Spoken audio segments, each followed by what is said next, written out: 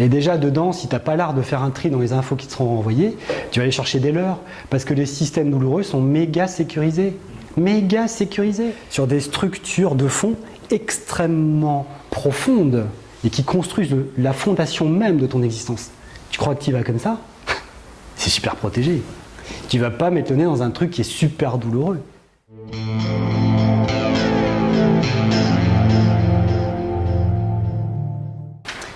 L'être humain a la possibilité de gérer une tonne d'informations, tu peux appeler ça le cosmos si tu veux, de gérer cette information-là, et avec les tonnes d'énergie sur lesquelles il se branche, va créer un système de fonctionnement. Donc l'être humain, à la base, c'est un mécanisme qui est capable de prendre de l'information dans la multidimensionnalité et d'en faire quelque chose, une expression. Donc déjà, on sort de « je suis soumis à Dieu, je suis soumis aux anges, je suis… » À quoi tu es connecté de spirituel? Mais il n'y a pas de spiritualité pour moi. Il y a un mécanisme général dont l'être humain est un feuillet avec des particularités. Et la particularité d'un être humain, c'est pouvoir se connecter à un champ qui est quand même limité, hein, mais qu'on peut appeler le tout, même s'il a une frontière, pour en faire quelque chose, pour organiser des formes de vie. Voilà ce que c'est un être humain. Donc tu vois, l'information, pour moi, c'est ça. Après, c'est dans mon expression de vie que j'essaie d'améliorer de seconde en seconde, ou d'époque en époque, ou de temps en temps. Qu'est-ce qui fait qu'il y a des choses fonctionnelles et d'autres dysfonctionnelles? Et là, on rejoint ta question. Donc, dans un système dysfonctionnel, c'est pas une information du tout que tu as, hein, c'est une merde d'information. C'est comment, toi, tu as déjà appréhendé cette info auparavant et qu'est-ce qui l'a généré? Quelle est la logique de la construction de cette information? Et en quoi, aujourd'hui, ça ne te va plus? Et ça, tu peux faire appel à ce que tu appelles le tout, au-dessus, en dessous. C'est qu'une façon de parler, parce que tu es un volume. Hein. Donc, on a la fausse tendance à imaginer que, comme on est vertical et qu'on nous l'a vendu depuis des siècles, hein, pour faciliter le fou à la paix, tu as Dieu et puis tu lui demandes et tu as la réponse. Et on l'aurait déjà la réponse tous, là, vous êtes quand même pas bêtes. Et depuis des milliers d'années, là, on n'est pas bêtes quand même. Pourquoi ça avance si peu, là, c'est poussif? Eh bien, parce qu'il y a des moments où tu accapares de l'information et tu construis une société, des façons de fonctionner, et puis qu'aujourd'hui, on arrive à un moment où on ne peut plus fonctionner comme on pensait qu'on allait fonctionner, et que bah, ça, il faut le défaire. Donc, il faut défaire les petits nœuds dedans, et puis commencer à voir quel type d'information on va pouvoir réintégrer pour refabriquer un monde. Mais tu ne peux pas refabriquer un monde comme ça, sur des bases qui sont, comment dire, difficiles pour toi. Parce que les bases fonctionnelles qui t'ont construites, elles tournent toujours. Elles sont toujours actives. Et toi, dans ton idée, tu te dis, ouais, mais avec ma conscience, j'ai qu'à regarder ailleurs. Eh non, mais tes bases fonctionnelles, hein, que tu sois d'accord ou pas, elles tournent. C'est comme un processeur, hein, ton portable, tu l'as mis dans un coin de la pièce, mais il marche hein, quand même. Hein. Le jour où il sonne, hein, ok, que tu le veuilles ou non. Donc tu ne peux pas dire, je détourne le regard et on va faire que comme ça. Et non, mais tes constructions, on en fait quoi là? Parce que le but de l'être humain, c'est d'être acteur de ses créations. Quand un truc qui m'embête, je pense que tu as déjà vécu ça, d'avoir la notion d'avoir la connaissance du tout. Oui. Et pourquoi on ne peut pas le ramener? Parce qu'on a des filtres. Mais tu n'as pas la connaissance du tout. Tu vois le tout. Tu n'en as pas la connaissance. Mais je sais pas, tu peux par exemple résoudre des équations de maths pour lire. Parce que c'est dans tes possibilités, mais tu n'as pas la possibilité du tout. Tu peux te brancher à un totem universel, et en fonction de tes expériences, il y a peut-être des choses qui sont plus ou moins faciles. Mais après, ce totem universel, c'est la totalité des possibilités, c'est un champ des possibles. Eh bien, parce qu'il faut que tu en fasses expérience, c'est pas que ça ne se ramène pas, ça s'expérimente. Donc toi, ce que tu me dis, parce que tu as des super perceptions, c'est je suis capable de percevoir des choses énormes, oui, mais je ne peux pas tout utiliser, voilà, c'est tout. Tu n'es pas la totalité.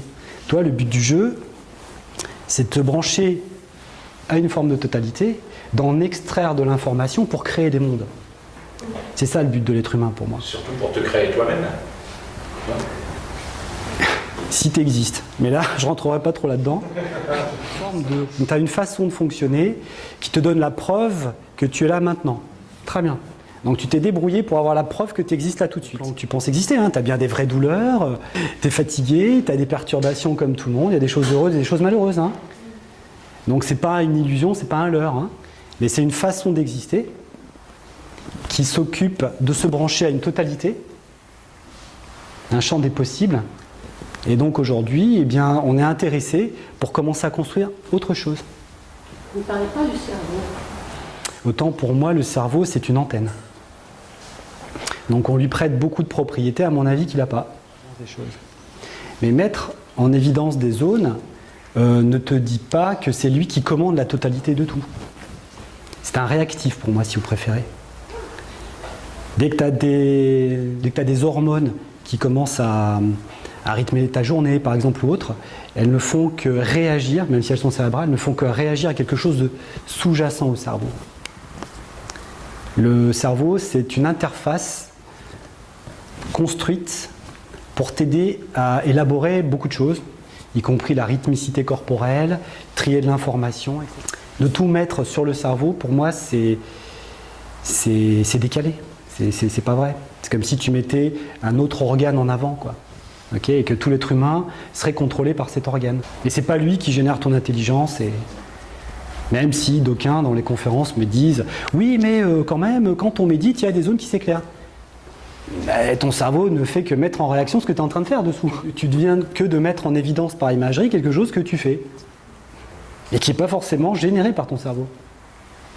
Donc quand on dit le cerveau est programmable, c'est moyen quand même. Hein. Parce que si tu es programmable, ça serait hyper facile de faire ce qu'on veut. Or, les programmes que tu reçois, ou les suggestions que tu reçois, pour rentrer dans un certain univers à la mode, les suggestions que tu reçois ne vont pouvoir, être perçues par ton système que si ça vient toucher une grille logique de fonctionnement derrière toi. Et ça, c'est pas ton cerveau qui le gère, ça. La grille de logique de construction, c'est pas le cerveau qui la gère. Tu penses à l'hypnose, entre autres ? Oui, plein de méthodes comme ça, qui sont super valables, qui fonctionnent très bien. Mais tu vois bien que tout a une limite. Tout a une limite. Or, si programmer son cerveau, c'était une constante facile, bon, ce serait easy. Et en plus, on stocker toutes ces informations qu'on reçoit. Curieuse, ouais. Ben, évidemment, elles sont stockées dans des sous-couches de notre système. Et pour faire du plus facile, il y a des couches énergétiques qui sont perceptibles assez facilement et qui sont par exemple stockées à l'avant de votre crâne, ici, vers l'avant de votre crâne en fin de compte. Donc il y a une partie de votre mémoire, ce que tu appelles ta mémoire, qui n'est pas stockée dans ton cerveau, mais un peu à l'avant de ton crâne. On le voit dans certaines traditions qui, à mon avis, au départ, bénéficiaient de personnes assez clairvoyantes, en tout cas, avec des hyperperceptions, parce que les Tibétains ont cette espèce de bonnet, vous savez, là, devant, là, qui recouvre cette zone, et c'est pas par hasard. C'est une espèce de bonnet de schtroumpf. Ça, c'est le minimum que je puisse dire là-dessus. Autrement, la mémoire, elle est vraiment logée à plein d'endroits différents. C'est pas une zone où sont stockées des informations. Dans les cellules, il y a une partie des mémoires. Oui. Parce qu'il y a cette espèce de tradition qui dit tu as un corps physique, et puis après tu as un corps énergétique, et puis tu as un corps émotionnel. Ça marche pas comme ça, quoi. Ça marche pas comme ça. Tu as des rayonnements, point barre. C'est multicomposite, point barre. Et en plus, tu peux pas confondre le rayonnement et ce qui le fait rayonner. D'accord ? Tu peux pas confondre l'aura, donc le rayonnement, et ce qui fait rayonner cette aura.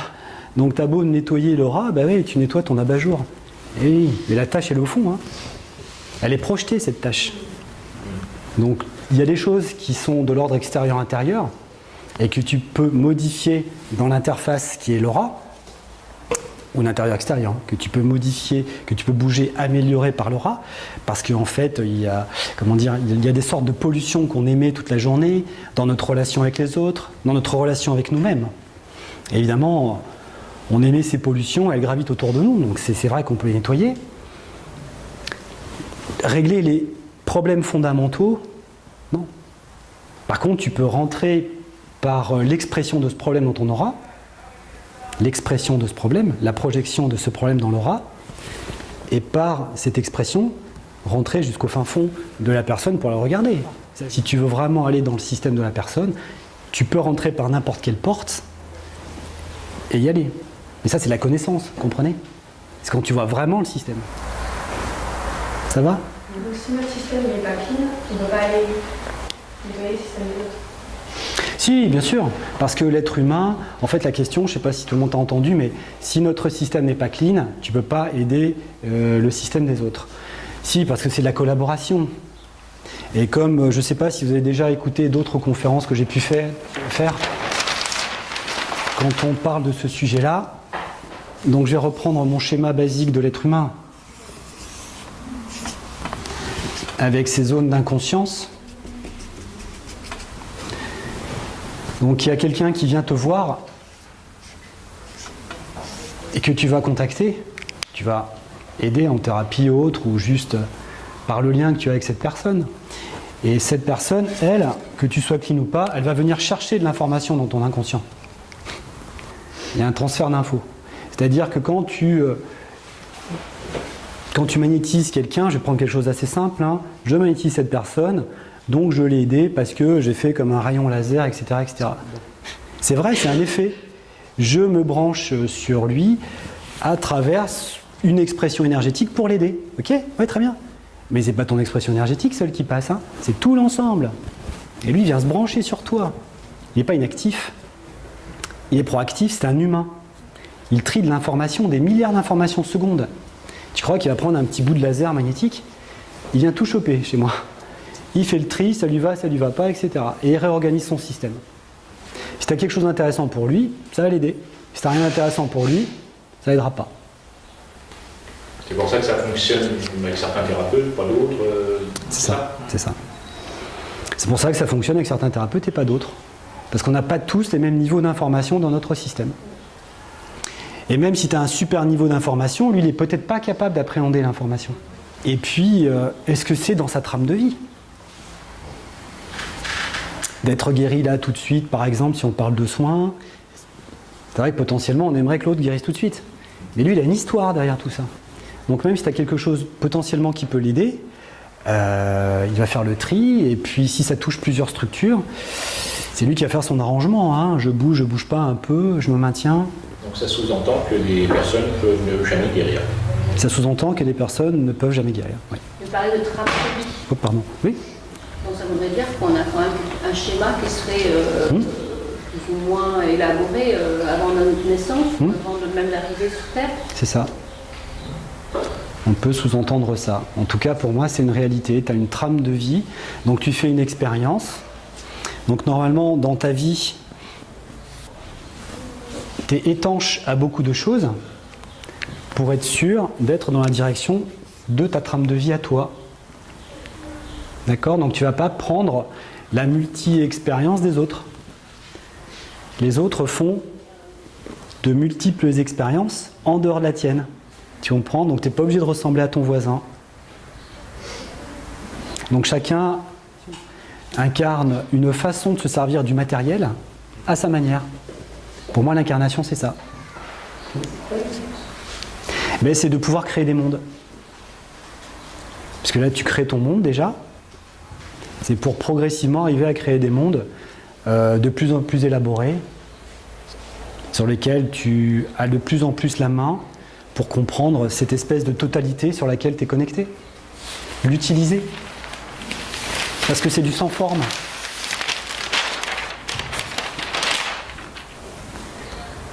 Ça, c'est pure clarté. Qu'est-ce que tu peux utiliser dedans, toi, pour créer des mondes à partir des matériaux qu'on te donne? Qu'on te donne ou que tu te donnes, hein. J'y vais quand même progressivement pour pas trop vous affoler. Parce que j'ai une vision de la chose un petit peu différente encore. On l'élaborera peut-être un peu plus demain. Donc, du coup, la trame de vie, c'est pour développer des expériences, pour évoluer. On peut imaginer que derrière, il y a d'autres vies qui continuent comme ça jusqu'à... Et donc, si la trame de vie n'a pas créé... Enfin, est-ce que vous pourriez redéfinir la trame de vie? Parce que ça m'intéresse. La trame de vie, c'est la façon dont tu t'accapares toutes les possibilités pour en faire une expérience à toi. Mais c'est quoi? C'est une âme? On ne peut pas le modifier alors. Ah si, tu peux le modifier. Oui, bien sûr. Dans l'instant T, on peut la modifier. Enfin, je veux dire, sur cette trame de vie, on peut la modifier. Ah, ça peut se modifier plus ou moins, hein. C'est-à-dire que tu vas pas non plus sortir des marques que tu t'étais posées. Si tu as décidé d'avoir une vie, je sais pas moi, de thérapeute X ou Y, tu auras du mal à basculer tout de suite pour prendre la place de Trump, tu vois. Ça sous-entend qu'il va falloir que tu utilises des matériaux d'une autre manière. Je ne parlais pas de cette dimension-là. Mais moi je te parle de ça parce que j'ai besoin que vous compreniez. Donc j'ai besoin vraiment que vous percutiez que c'est pas des petites choses, la trame de vie, c'est pas je peux tout faire. Non. Tu peux faire ce que tu as décidé dans la ventilation de ce qui était acceptable pour ton incarnation de faire. Et tu peux la réduire ou l'ouvrir. C'est un peu cette fameuse mission de vie qu'on cherche.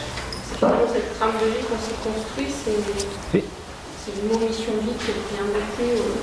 Oui, mission de vie, ça n'existe pas. Hein. T'as pas de mission. Hein. C'est quelles sont tes qualités, quel est ton talent. Il s'exprime tout seul hein, toute la journée. Tu n'as pas besoin de chercher ta mission.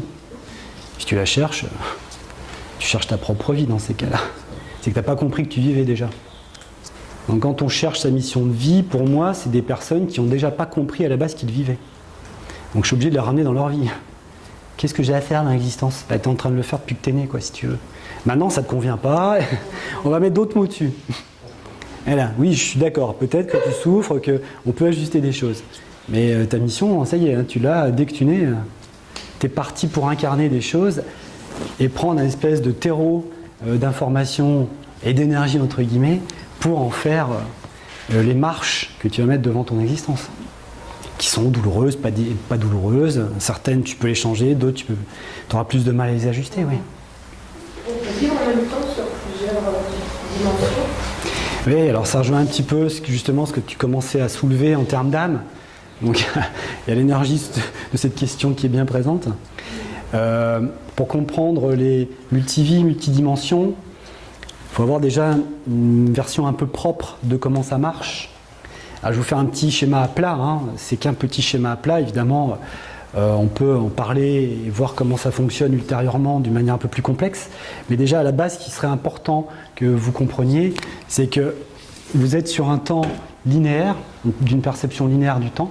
Okay, je fais toujours la même chose dans mes conférences, donc je suis désolé pour ceux qui l'ont déjà vu. Hein. Mais il y a moins 500. Ceux qui ne l'ont pas vu, c'est pas bien. Hein. Il y a l'an 0, il y a le 5e siècle, le 12e siècle, le 18e siècle, et là on est en 2018 par exemple. Et il te semble que le temps existe depuis tellement longtemps, donc ça fait moins l'infini. On peut l'appeler comme ça. Et tu as l'impression que ça va durer encore tellement longtemps, donc on peut l'appeler plus l'infini. Et là en fait, il y a cette espèce de notion d'éternité qui est là. Donc, de tout temps, l'être humain, dans cette espèce d'espace-temps, a posé l'éternité. J'ai des parents, des grands-parents, etc., etc. Il y a eu avant moi, il y aura après moi, j'ai une descendance, etc. Donc on pose ça comme ça. Donc on confond beaucoup la linéarité, le temporel, et l'intemporel. Le temporel n'est valable que si tu as 3 dimensions. Une hauteur, une largeur et une profondeur. C'est un volume, on est dans un volume. Longueur, largeur, hauteur. Ça va jusqu'à maintenant? Et dans ce volume, tu peux te déplacer. Elle est là la temporalité. Et en fonction de la vitesse à laquelle tu te déplaces, tu as une certaine notion du temps. Voilà. Ça c'est la temporalité, ça demande 3 dimensions. Et ton âme, ce que tu appelles l'âme, ou ce qui est appelé par les anciens l'âme, c'est une notion pour moi, hein, d'après mes perceptions, d'intemporel. Elle n'est pas dans la temporalité. Elle est sur un autre niveau intemporel. Et moi, je l'appelle le pilote. Parce que l'âme, c'est galvaudé. L'âme, ça rejoint la notion de sentiment la plupart du temps. J'ai du vague à l'âme. J'ai mon âme qui s'exprime. Oui, elle est en train de me parler de tes sentiments. Tes sentiments sont quand même les vibrations les plus intimes que tu es, hein, on est bien d'accord. Mais ce n'est pas l'âme pour moi. L'âme, c'est de l'intemporel. L'âme, elle permet d'exprimer des incarnations. C'est le calculateur, si tu préfères, ça fait un peu plus moderne, le calculateur de la totalité, qui à un moment donné se dit tiens, je vais me faire un champ d'expérience temporel. Mais par contre, évidemment, rien ne te dit qu'il n'est pas capable, dans la temporalité, de faire plusieurs champs d'expérience. Donc moi je perçois qu'il est capable de faire plein de champs d'expérience. C'est pour ça que je peux percevoir ce que vous appelez des vies antérieures, mais qui pour moi ne sont que des champs d'expérience perceptibles. Normalement ton champ 2018 il est étanche. On a déjà parlé. Pour te permettre de faire un champ d'expérience particulier. T'imagines si tout est linéaire et tout te rentre dedans tout le temps là? Mais tu es complètement entrechoqué par les informations de toi au XIIe siècle, t'es pas la même, hein. De toi en l'an 0, c'est pas du tout le même comportement, ni la même éducation. Ça va venir te perturber. Et il y a des gens qui font des confusions de leur identité en 2018, j'en vois plein, hein. J'en ai en cabinet assez régulièrement, qui font une confusion de leur personnalité avec d'autres espaces-temps sur lesquels ils se branchent. Parce qu'ici, ça leur va pas, c'est une fuite. Non, c'est structuré pour être étanche, mais ça te laisse un champ de possibilités. Et ce champ de possibilités, il serait peut-être temps qu'on apprenne comment il est construit ce champ de possibilités. Ça nous évitera de faire des conneries qu'on fait comme d'habitude. Alors forcément, ça a été réaccaparé sous forme de « Ah ouais, on a des vies antérieures, et alors, elles ont toutes un lien les unes avec les autres, et dans la linéarité, toi, tu es le produit des vies antérieures. » Mais n'importe quoi. Tu as une histoire ici qui est différente de l'histoire ici, qui est différente d'une histoire là. Sauf que quand tu n'as pas de solution dans ta vie en 2018, tu es en panne, comme tu es multidimension, tu vas chercher en arrière et en avant des solutions. Mais tu vas les chercher comment? Mais parce que tu es fabriqué comme ça. Tu fonctionnes déjà dans ta tridimensionnalité, dans cet espace-temps, dans ton passé, présent, futur. Le présent, pour moi, il n'existe pas. C'est qu'une friction entre le champ des possibles et ce qui s'est déjà fait. Le présent, c'est un instant, c'est fugace. C'est un champ de friction pour moi. Vers toi, parce que tu chemines vers ton futur, mais c'est aussi le futur qui vient vers toi. Et à un moment donné, il s'exprime et c'est ton présent. D'accord? Ça fait comme une double roue crantée. On verra ça, si vous voulez, demain plus en détail. Est-ce que tu penses être le présent? C'est ta friction de ce passé et de ce futur qui provoque un champ momentané d'expérience. Donc nos champs d'expérience sont hyper rapides, hyper fugaces. Et nous, on essaie de les pérenniser, donc de construire des choses. Si ça t'embête, tu peux te brancher en avant, en arrière pour trouver des solutions, hein. Et là, tout est permis, hein. Tu peux aller trouver des choses analogues, parce que quand tu souffres en 2018, tu vas te brancher sur une vie qui t'a emmené à peu près la même problématique. Mais comme tu n'avais pas résolu déjà avant, ici, tu ne la résoudras pas. De savoir qu'il t'est arrivé je ne sais pas quoi dans une vie intérieure, tu n'arrangeras rien ici, hein. Au contraire, ça vient juste te plomber plus. Ah bah ouais, alors je suis pas bien parce que dans une vie intérieure, déjà j'étais comme ça. C'est complètement ridicule. À un moment donné, il faut solutionner le système. Ensuite, les pilotes, ils n'envoient des projections que sur cette unité de temps. Le pilote, c'est une façon à plat de le noter. Ça marche pas comme ça. Il y a une autre... Le représenter est en volume. Je vois la vie en volume, l'énergie c'est en volume que je la vois. Donc les couches, tout est en volume, les expressions sont multivolumiques au minimum. Il y a d'autres dimensions qui sont un peu plus difficiles pour moi à appréhender, etc. Mais pour répondre à ta question, tu as le pilote. Et tu as par exemple moins 500, je vais le mettre là. L'an 0, je vais le mettre ici. Le 10e siècle, il est là. Le 12e, il est là. Le 15e, il est là. Et 2018, c'est ici. Donc en fait, il gère tout ça en même temps.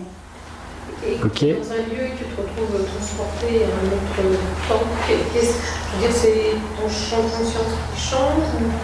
C'est ton champ de conscience qui change. Mais moi, la question, c'est pourquoi? Et pourquoi il a besoin de changer? Eh oui. Mais puisque vous sentez que votre champ de conscience bouge, pourquoi vous ne posez pas la question de savoir pourquoi il bouge? C'est ça qui m'embête, moi, dans tout ça. Je suis dans un lieu et j'ai mon champ de conscience qui passe à autre chose. Oui, mais pourquoi? Tu comprends? tu as besoin de prendre une information, tu te mets en résonance avec un endroit qui va te travailler selon des plans structurels de fond. Parce que chaque phénomène de cet ordre-là te renvoie à un espace-temps qu'il va falloir qu'on aille explorer ensemble pour savoir pourquoi tu as besoin d'aller voir ce truc-là. Parce que tant que tu ne sais pas, je me retrouve propulsé au XIIe siècle. Mais qu'est-ce qu'on a à faire finalement? Pourquoi faire? C'est plus gênant qu'autre chose. Et toi, tu prends comme une capacité. Quand je suis à un endroit, des fois, je me barre. Mais pourquoi? Qu'est-ce qui te fait souffrir là, par exemple? Ça, c'est une bonne question. Ou au XIIe siècle, ça te renvoie à quoi?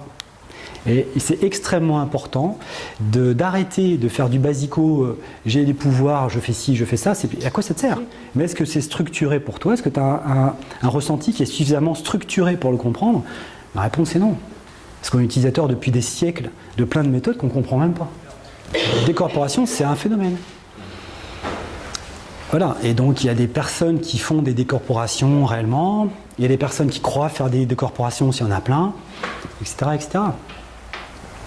Il y a une fondation à Genève qui s'occupe des phénomènes paranormaux, ISNOE ça s'appelle, et qui vient en aide justement aux personnes qui vivent des phénomènes étranges. Parce que, contrairement à ce que vous pouvez croire, c'est quand il t'arrive des choses un peu particulières, c'est pas youpi, tu racontes ça à tes copines le mardi, hein, c'est que ça peut être extrêmement choquant. D'accord? Donc il y a beaucoup de gens qui ne témoignent pas de comment ça fonctionne, parce qu'ils sont choqués par ce qu'ils vivent parfois. La différence, c'est que je suis habitué à le vivre tous les jours depuis que je suis petit. Donc j'étais habitué à me choquer, à me déchoquer tout seul. Après, voilà, j'ai fait ce que j'ai pu. Hein. Vous avez rencontré d'autres personnes comme vous? Ouais. Non plus. C'est-à-dire qu'à un moment donné, pour être stable, tu dois comprendre ce qui t'arrive. Pourquoi ça t'arrive? Et pourquoi t'allais chercher? Et qu'est-ce que tu vas y trouver d'intéressant dans ta vraie vie de tous les jours, hein? Regardez, tout le monde est malheureux, mais ça va pas. C'est pas ça le but du jeu. En quoi dans ta vie c'est efficace vraiment? Et en quoi ça te sert? Donc tu dois aussi répondre à la question de est-ce que tu n'es pas en train de te barrer, en train de fuir ta vie? Est-ce que c'est des vraies questions hein, que tu... Oui, mais là, attends, je suis pas en train de me barrer là parce que je suis traumatisé de mon existence. Qu'est-ce qui me traumatise? Pourquoi ça va pas? Pourquoi j'ai besoin d'ouvrir ces portes-là? Parce que dans vos vies, vous arrivez des phénomènes paranormaux aussi, parce que souvent, vous avez besoin de partir de votre existence qui vous semble pas assez bien, pas assez sympa, pas assez valorisante, etc. Donc aujourd'hui, on a une classe de personnes qui touchent à l'énergie ou au médium, qui font ça de bonne foi, hein, ça c'est pas le problème, mais parce qu'elles ont besoin de fuir leur existence. Donc quand tu poses la fuite, pour aider l'autre, c'est un peu plus emmerdant. Tous les humains sont anxieux. Et quand tu es un petit peu plus anxieux, tu as une tendance à avoir envie de savoir ce qui va t'arriver le lendemain. Donc tu le développes, c'est normal. Ça répond à rassurer ton anxiété. Est-ce que vous comprenez ça? C'est humain. Donc il y a plein de gens qui sont super médium machin, mais qui sont des grands anxieux en fait, et qui sont en train de fuir leur existence.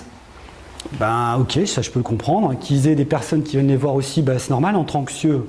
Moi le premier, ben, on peut s'entraider hein, quand même. Hein. Mais de là à penser qu'il y a des super capacités derrière du jour au lendemain. Par contre, les gens qui ont pas de capacité, ben, vous êtes les bienvenus pour venir travailler avec moi. Les gens qui ont des petites capacités, vous êtes les bienvenus pour collaborer, pour faire quelque chose. Les gens qui ont des capacités, ben, vous êtes toujours les bienvenus pour collaborer. Les gens qui ont des super capacités, venez un peu là. On va pouvoir collaborer aussi et il n'y a pas de problème. À tous les niveaux, on peut collaborer, mais il faut arrêter de se la raconter avec des super pouvoirs, ça ne marche pas comme ça.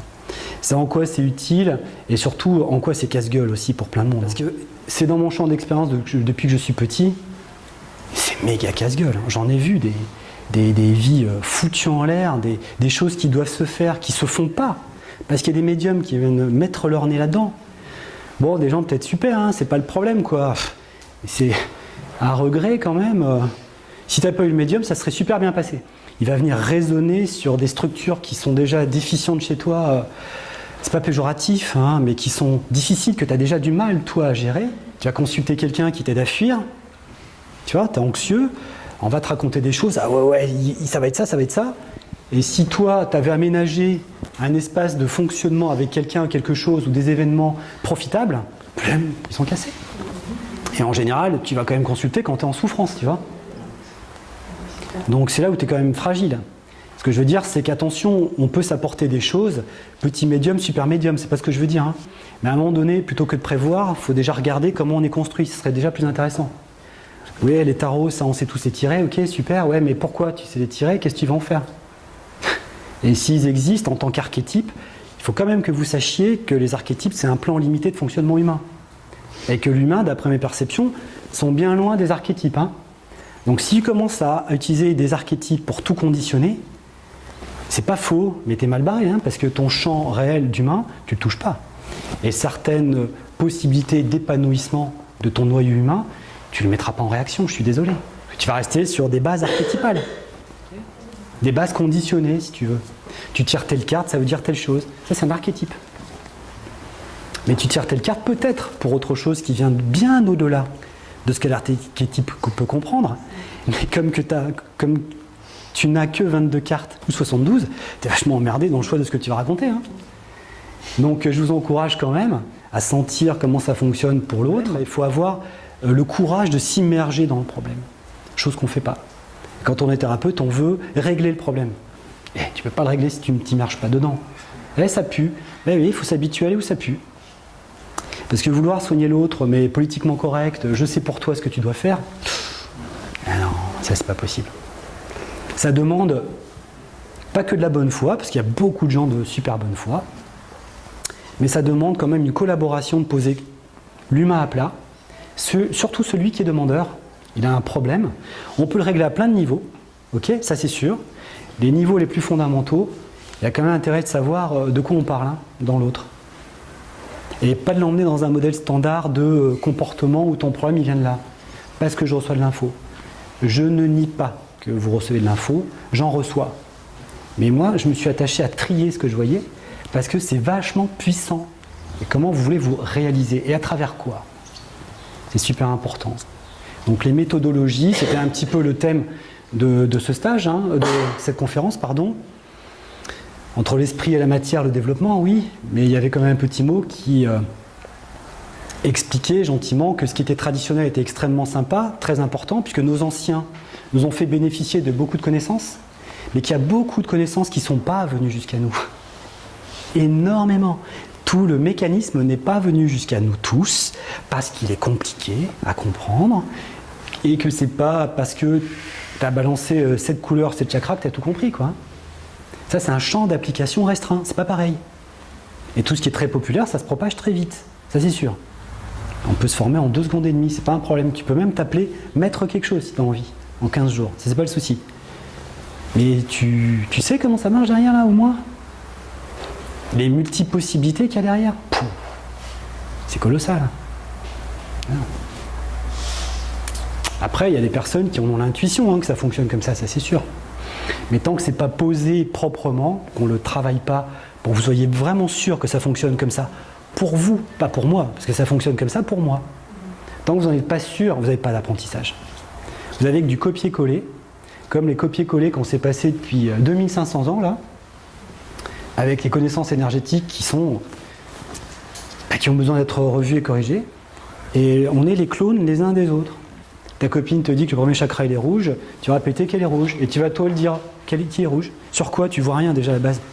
Par contre, le fait de le savoir te permet d'avoir un champ d'un moment de ressenti. Tu te sensibilises à la notion qu'on t'a emmenée. Donc oui, à ta manière, tu peux sentir que le chakra il est comme ceci ou comme cela, bien sûr. Mais parce qu'on te l'a dit déjà. Vous comprenez? Ça veut dire que ton champ de perception il est vachement restreint et que ta connaissance elle t'a été donnée comme un clone par quelqu'un. Et quand tout est cloné et que tu ne fais qu'être le perroquet de tout le monde, bah dans ton organisme, dans la société, ça fait exactement la même chose. Et la terminologie que moi j'utilise pour dire qu'une cellule n'arrête pas de se cloner indéfiniment parce qu'elle ne veut pas mourir, ça s'appelle un cancer. D'accord? Donc on a un moment, les répliques de tout le temps la même chose pour que ça puisse subsister éternellement, parce que c'est rassurant. Hein. Ça serait quand même intéressant de sortir de tout ce qui est un peu bébête, je suis désolé hein, pour ceux que ça choque, des archétypes, de tout ce que vous avez appris, c'est super. Maintenant, il faut peut-être déconditionner des choses pour qu'à l'intérieur, vous puissiez vous ouvrir dans un vrai modèle que vous percevez, sans raconter trop de conneries, sans aller chercher des trucs à droite à gauche pour alimenter votre besoin d'argumenter quelque chose. C'est pas parce que tu as besoin d'être crédible que l'autre, ça va vraiment l'aider. Tu comprends? Maintenant, oui, s'il y a vraiment une vie et que tu dis, tu sais quoi, tu es branché à quelque chose, il va falloir réétanchéiser, Là, c'est plus intéressant pour moi. Ah bon, comment on fait? On revient sur toi, sur ta vraie vie, tes vraies préoccupations à toi. Et là, le système étanche, tu vas le recréer. Donc ta limite, tu vas la recréer. C'est pas parce qu'on dit limite que c'est un mur en béton. Hein. Chez un humain, tout est franchissable. Donc dès qu'on met une limite, c'est pas une limite définitive. C'est pas une limite d'éducation papa-maman. C'est pas une prison. C'est pas un mur. Par contre, tu as intérêt à bien connaître le giron de ton espace pour bien savoir ce qui rentre, ce qui sort, ce qu'on te perfuse, qui va être intéressant pour toi ou pas intéressant. Autrement, tu vas choper de l'information, tu vas te polluer toute la journée avec des tonnes d'informations, parce que déjà, tu cherches un sens aux choses. Automatiquement, tu vas chercher de l'information. Qu'est-ce que vous êtes venu faire là? Si vous le saviez tout ça, vous ne seriez pas là. Donc on collabore tous dans un champ d'information. Mais il faut faire un tri dedans, parce que si tu n'as pas tes propres limites d'incarnation, alors ton identité, celle que tu as posée dans ton incarnation, elle va être difficile, encore plus difficile à vivre. Vous comprenez?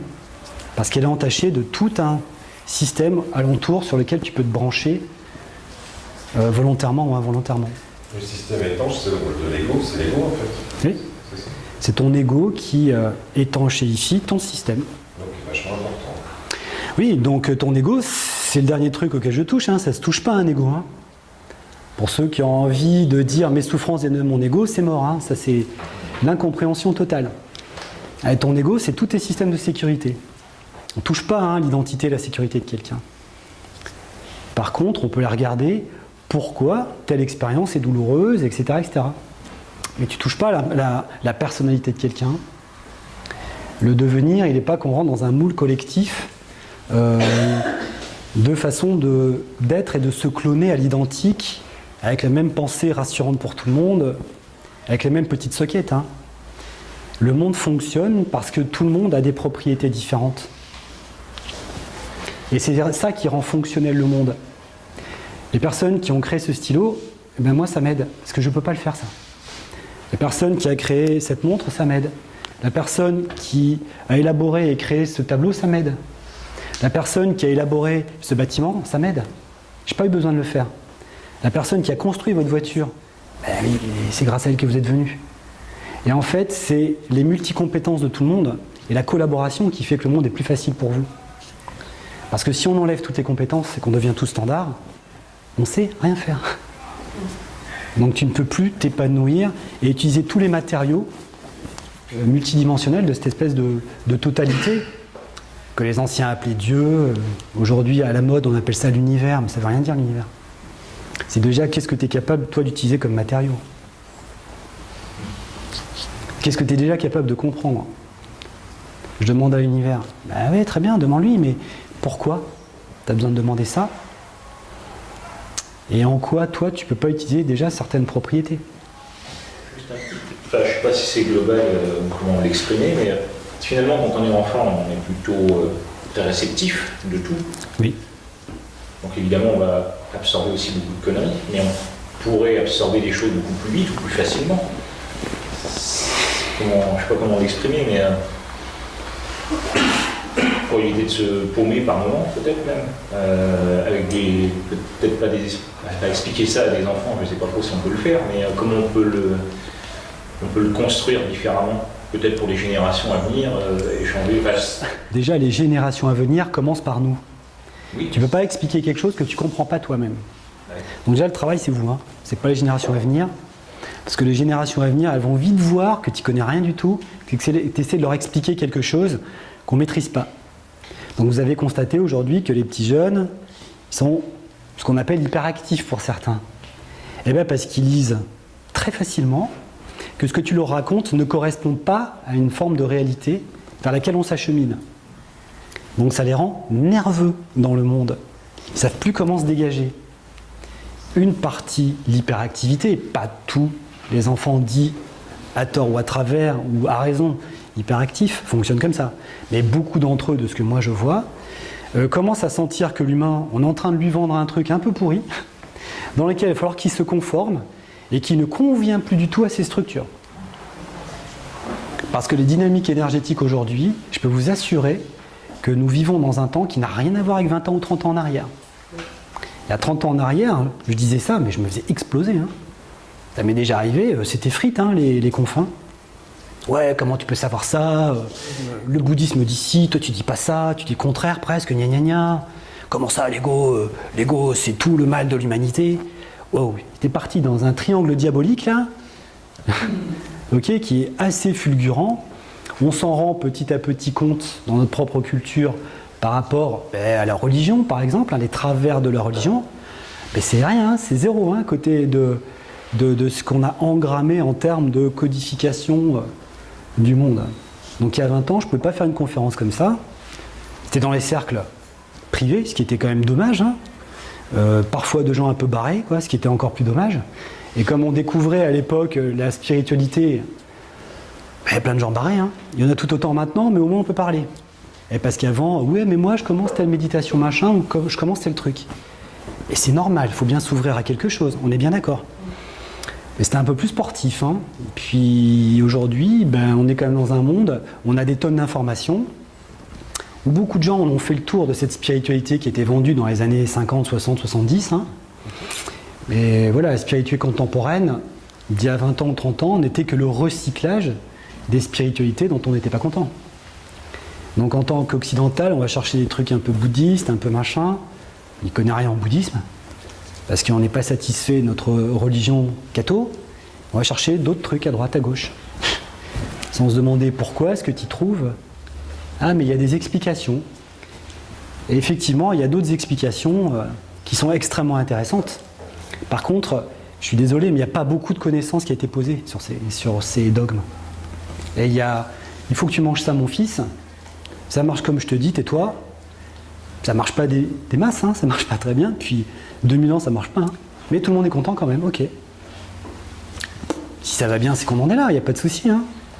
Et moi, je m'adresse aux personnes qui ont envie de passer à autre chose parce qu'elles ont besoin de faire cette espèce de transition entre ce qu'elles ont appris, qui est important comme marchepied, mais qui ne leur va plus, et qui ont besoin de trouver un peu plus comment elles fonctionnent réellement et d'être un peu plus dans leur propre vie. Mais je ne suis pas en train de vous vendre la PNL, hein. Votre vie ira pas mieux demain, et on va pas faire des objectifs aware pour aller de l'avant et avoir du succès. Non, je ne suis pas en train de vous parler de ça, qu'on soit bien clair. Ça, c'est le champ organisationnel, c'est pas du champ humain. Le champ humain, il faut des objectifs aussi, mais tu as intérêt à savoir pourquoi tu choisis ces objectifs-là et comment tu es construit. Et est-ce que, une fois que ton ressenti est un petit peu plus propre, est-ce que tu as vraiment besoin de fonctionner comme ça? Est-ce que tu ne peux pas changer d'objectif? Est-ce que ça peut pas être un peu plus profitable? Et surtout, comment vous pouvez vous débrouiller tout seul quand même? Parce qu'avec tous les millions d'avis que vous allez avoir sur vous, moi je vois des vies pourries à cause de ça, y compris la mienne. Hein. Voilà, il y a beaucoup de choses qui sont passées dans ma vie en termes d'expérience aussi, qui ont été douloureuses parce que j'ai vécu au travers de personnes qui sont intervenues à des moments. C'est rien à faire là-dedans, quoi. C'était pas leur histoire, elles sont venues s'en mêler, voilà. Et sur des champs énergétiques assez importants. Hein. Comme tu as la bonne copine qui vient faire chier ton couple, ou le bon copain, ok, pour plein de raisons. Hein. Eh ben, tu as le bon médium qui vient t'emmerder, tu as le bon bien-pensant qui te dit comment ça doit marcher pour toi, pour l'autre, pour tout. Oh, ça va, quoi. Et des histoires comme ça, j'en ai vu des tonnes. Et des histoires comme ça, il y en a plein parce qu'on est poreux, qu'on n'est pas bien, qu'on a besoin d'informations, et que quand on nous donne de l'info, on prend, on se dit il va m'aider. Mais derrière ça, en fait, il y a une recherche de contact. D'être rassuré, il nous faut le contact de quelqu'un urgemment, quelqu'un qui nous aide. Hein. On est en panique à l'intérieur, je comprends. Mais si la première personne qui peut t'aider, c'est toi déjà, c'est le premier contact à avoir. Notre espace-temps est tridimensionnel. Et le temps est tridimensionnel aussi. Et dans un espace en 3D plus le temps et l'espace, oui, mais le temps et l'espace, ça se conforme à la tridimension passé, présent, futur. Mais c'est l'amalgame de cette espèce de passé, présent et futur qui te construit. Hein. Tu peux pas les voir que d'un côté ou de l'autre. Hein. Et les fameux chakras, ce qui s'est jamais trop transmis non plus, c'est que ça suit cette tridimension. Entre l'infiniment grand et l'infiniment petit. Et qui se construisent sur une base 1, 2, 3, 4, 5, 6, 7 si tu as envie, hein, mais c'est qu'un code mathématique. un résultat de cette espèce de centre qu'on appelle le cœur, parce qu'il est logé là, donc, mais qui est une sorte de centre de, comment dire, d'information qui te permet de faire la synthèse de toutes tes expériences. Ça, c'est jamais posé. Les gens, quand ils me parlent du centre du cœur, ils me parlent de leurs émotions en général. C'est pas là, hein, les émotions. Donc le cœur, c'est le centre de ton système. C'est ce que vous avez tous au cœur de votre poitrine, qui est perceptible par mon propre système, qui est la résurgence de ce pilote dans votre incarnation. Ok ? Je dirais que c'est le point de contact. Et c'est lui qui se déplie pour formaliser ton incarnation. Et il va te la formaliser. C'est une façon de parler en chakra, en allégorie. Ok ? Mais il va te le formaliser en 3 systèmes. 1, 2 et 3. Tu vas retrouver une triangulation. Il peut que se formaliser dans l'espace et le temps. C'est tout ce qu'il peut faire. Il y en a autant que tu veux des chakras de toute façon en dessous. Tu en as 15, 100 si tu veux. C'est qu'une façon de parler de ce que tu es capable d'emmagasiner comme information. Mais à la base, par les anciens, c'était emmené, t'en as 3 en bas et 3 au-dessus, parce que vers l'infiniment petit, tu rentres dans une triangulation de cette dynamique des 3 dimensions, du volume en fait. Tu es en train d'investiguer ce volume, cet espace-temps, et à la fois, tu sais que tu as un potentiel énorme en termes d'informations que tu peux prendre pour travailler dans ce volume. Vous comprenez ? Un peu plus clair là. Et ça, c'est marqué nulle part, hein, évidemment. Donc ces fameux chakras, on va dire que le 1 est communément admis, et c'est quand même pas trop mal comme étant ton système de sécurité, tout ce qui te sécurise ou t'insécurise. Et on te dit que, à tort, hein, c'est celui qui t'enracine. C'est pas celui qui t'enracine, hein. C'est ton incarnation qui t'enracine. Si tu es bien dans ta vie, tu es enraciné. C'est pas pareil. C'est pas parce que tu travailles le premier entre les jambes en bas et que c'est à côté, proche de la terre, que c'est ce qui te branche au sol. Hein. C'est la gravité qui te branche au sol. Et c'est d'accepter ta vie qui te rebranche encore plus. Parce que si la gravité te branche au sol et que tu n'acceptes pas ta vie, tu as tendance à te décoller, tu vois, à fuir ton système. Et là, en bas, tu as moins d'énergie électromagnétique. Ça, c'est vrai. Donc tu peux réparer par le premier chakra. Le bon outil, c'est de rentrer dans ton incarnation, rentrer dans ce qui te gêne dans l'incarnation. C'est pas pareil quand même. Ok, donc le premier chakra se dérègle parce qu'on refuse souvent comment on fonctionne, comment on est, qui on est, notre identité, notre rapport à nous-mêmes. Ça, c'est le premier système géré. Ensuite, il y a une relation à 2. Donc le deuxième chakra, il vient te parler du lien avec l'autre. Tu existes et tu t'épanouis et tu progresses en réaction pour faire de l'expérience avec le système de quelqu'un d'autre. Donc tout vient de toi, c'est pas vrai. Tu crées ton système, il n'y a que toi qui perçois les choses comme ça. Il n'y a que toi qui as ce point de vue-là et il n'y a que toi qui as l'organisation de l'information à ta manière. Vous comprenez ? Ça va, c'est pas trop fort ça déjà ? Il n'y a que toi qui perçois le monde de la façon dont tu le perçois, mais tout vient pas de toi. Et toi, oui, il n'y a que toi qui le perçois de cette manière-là. Donc il n'y a que toi qui l'organise, il n'y a que toi qui fait des nœuds ou qui les défait, d'après tes perceptions, d'après ce que tu sens par exemple. C'est peut-être plus facile de le poser comme ça. Oui, mais tout ne vient pas de toi. Hein. Et le champ organisationnel du 2 va t'aider à te mettre en réaction pour faire de l'expérience, pour t'opposer toi et l'autre. Donc il n'y a pas d'effet miroir, genre tout me ramène à toi, je suis moi. Non, non. Par contre, il peut y avoir un jeu de tension énorme entre les 2 protagonistes qui fait qu'à un moment donné, dans l'histoire, tu ne vois plus que la tienne. C'est ça l'effet miroir.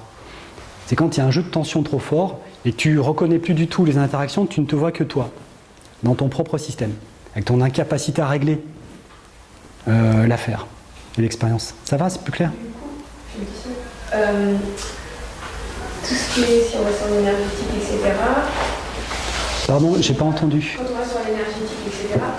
Alors comment intervient tout ce qui est Reiki, Reiki et compagnie là-dessus ? L'énergétique, Reiki et compagnie, ça vient sur un plan basique où le postulat c'est je t'emmène de l'énergie, ok, très bien. Ça, t'es bien intentionné et tu veux aider l'autre. Sur quoi ? Une méthode que tu as apprise, mais tu connaissais rien lundi, hein, je vous explique. On te l'a appris le mardi, mais j'insiste, parce que les grands maîtres, machin, c'est bon, quoi. Ils sont tous super forts, mais à la base, ils voyaient rien. Donc c'est quand même étonnant qu'ils aient quand même l'audace, que j'ai, de dire « Ouais, le monde, ça marche comme ça ». Je dis « Tu poses que tu vas aider l'autre, à travers une méthodologie, peu importe, mais tu sais très bien que l'autre, il vient prendre dans ton système maintenant, tu le sais, qu'il vient prendre que ce qu'il peut. Donc Reiki, utilise-le, vas-y, continue, méthode. Il faut aller un peu plus loin. Mais on voit bien qu'à un moment donné, ça bloque. Ben, ça bloque, parce que la méthodologie est tellement petite que si le praticien reste coincé dans sa méthodologie alors qu'il est énorme, qu'est-ce que tu veux qu'il ait de l'autre? D'ailleurs, le Reiki a évolué depuis ces 20 dernières années. Il commence à prendre des postulats de physique quantique, de karma. Au début, il n'y avait pas ça. Donc on voit bien qu'il y a une insuffisance dans tous ces systèmes, ce qui est logique, puisque personne ne suffit. Et c'est vrai que si tu as une toute petite structure de méthode et que tu passes toute la vie qui est colossale par une toute petite méthode, qu'est-ce que tu veux faire? Ah oui, évidemment, il y a des gens qui ont soi-disant guéri une maladie énorme. Ouais, mais bon, heureusement qu'ils guérissent quand même. Ils viennent quand même chercher chez toi ce qu'il faut. Mais vous n'allez pas me vendre que tous les Reiki Men soient tous les cancers de la Terre, c'est pas vrai. S'il y en a 2 dans l'année qui sont soignés avec le Reiki, et par contre, on fait quoi des autres méthodes qui tiennent la route? On fait quoi des radiesthésistes, des magnétiseurs, qui sont des gens super performants, qui sont capables de tester des choses énormes, qui ont un giron méthodologique énorme. Et on fait quoi des autres méthodes énergétiques? Donc à un moment donné, chacun sa méthode à son niveau, ok, mais il faut poser l'humain, ça c'est beaucoup plus intéressant. Et là, tu vas pouvoir dépasser des choses que tu ignorais au départ. En tout cas, que tu ne pensais pas être possible. Donc pour en revenir à la construction de la terminologie des chakras, parce que pour moi les chakras, c'est une terminologie, c'est une façon de parler. Il y a ton rapport aux 2, et puis il y a ton rapport aux multiples. Donc aux 3. Et tout ça, c'est interactif. D'accord? Donc tu as ton rapport à toi-même, ton rapport aux 2 et ton rapport à la société. Et c'est ce qui construit ton monde. Donc les rééquilibrages, ils sont à trouver dans ton rapport avec toi. Vous avez compris? Ils sont à trouver dans ton rapport aux 2. Et si ton rapport à toi il est merdique, le rapport aux 2 est difficile. Mais tout le monde a un rapport merdique avec soi, ça je vous rassure. Autrement, ça serait tellement plus simple d'avoir tout le temps raison. Et donc ensuite, dans ta problématique, c'est ton rapport à la société. Il y a au moins 3 facteurs à regarder pour réparer quelqu'un. Son rapport à lui, à l'autre et au social. Comment il se situe dans ces 3 espaces déjà. Il y a plein de pathologies qui sont de l'ordre de mon placement dans le multiple. Les gens qui souffrent de troubles dus à leur métier, dans les univers sociaux dans lesquels ils sont, qui les surstressent, il n'y a pas que le métier qui est en cause. Il y a comment ils fonctionnent en rapport avec l'autre déjà, selon ses moyens, et comment ils fonctionnent tout seuls déjà à la base. C'est pas simple, Donc les grandes idéologies, la société, il faut qu'on soit comme ci, comme ça. Et zappez. Il y a déjà 3 plans à la base qu'il faut regarder. L'agoraphobie, c'est un axe justement ou par 3 L'agoraphobie, c'est un axe, effectivement. De dire que tout vient de toi bêtement et puis j'ai conditionné ton psychologique là pour que tu vois les choses différemment, tu peux te gratter, ça marche pas comme ça. Fais-le, mais ne te mens pas à toi-même. Tu peux pas jouer au poker menteur avec toi, c'est pas possible. Ça, tu peux pas. Parce que tu as plein de choses à l'intérieur de toi qui merdent, tu as plein de parties de toi et tu peux pas les négliger au profit d'une autre. Tu es obligé de toutes leur demander leur avis. Tu as des choses qui te bloquent à l'intérieur de toi alors que tu sais que la solution elle est là. Ouais, mais là je bloque. Alors il va falloir que tu écoutes toutes les parts à l'intérieur de toi. L'objectif n'est pas d'être lumineux, vous l'êtes déjà dans votre structure. Parce qu'en hyperperception, le corps rayonne et que c'est vrai que c'est de la pure lumière, ok. Mettre en numéro 1, je suis lumineux et ça règle tout. Tu l'es déjà, ça règle rien, quoi. Ok. C'est qu'est-ce qui fait qu'il y a quelque chose qui s'exprime d'autre que ta lumière et qui vient t'emmerder, pour être clair. On va regarder ce qui t'emmerde. Et des fois, il y a plein de parties. Et ce que je veux vous dire, c'est que on ne peut pas trier bêtement, il vaut mieux que j'écoute telle partie. Mais tu sens pas là que ça te fait mal au bide, là, il y a quelque chose qui te contrarie quand tu fais quand même ça. Et oui, va écouter. Et il y a une autre partie qui n'est pas rassurée. Tant que tu l'écoutes pas, cette partie-là, ok. Avant, on parlait des faces du diamant. L'être humain était vu comme un diamant multiface. C'est un petit peu sorti de la terminologie, mais vous êtes multifacette tout le temps. Et vous avez plein de rôles. Ben, il faut vous habituer à collaborer avec toutes ces faces. C'est super important. Parce que si vous ne vous habituez pas à collaborer avec toutes ces faces, vous faites un déni à un moment donné énorme de vous-même. Et parfois sur des fonctions qui sont extrêmement importantes. Donc vous ne vous rendez pas compte, évidemment, parce qu'il n'y a pas cette connaissance-là qui est emmenée. Et que tout ce que tu penses qui est mal, ah ouais, non, c'est que c'est pas bien, j'oublie. Et non, là-dedans, là, il y a quelque chose de super important à remettre à jour dans ce que tu penses qui est mal. Il faut qu'on remette le nez dedans. Et parce que tant qu'on ne met pas le nez dedans, toi tu passes à autre chose, mais la chose elle te rattrape, elle est collée hein, à toi. Et elle est proactive. Et elle se réveille quand elle a besoin de se réveiller. Tu as passé ta vie à faire ah non, pas ça, ah non, pas ça. C'est stylé, mais. Donc votre psychisme toute la journée fait du non, pas ça, je veux pas. Je trie, ah ouais, non, il faut que je sois comme ça. Non, il faudrait que. C'est le bordel. Eh oui. Après, tu dors pas, tu as le petit vélo qui tourne.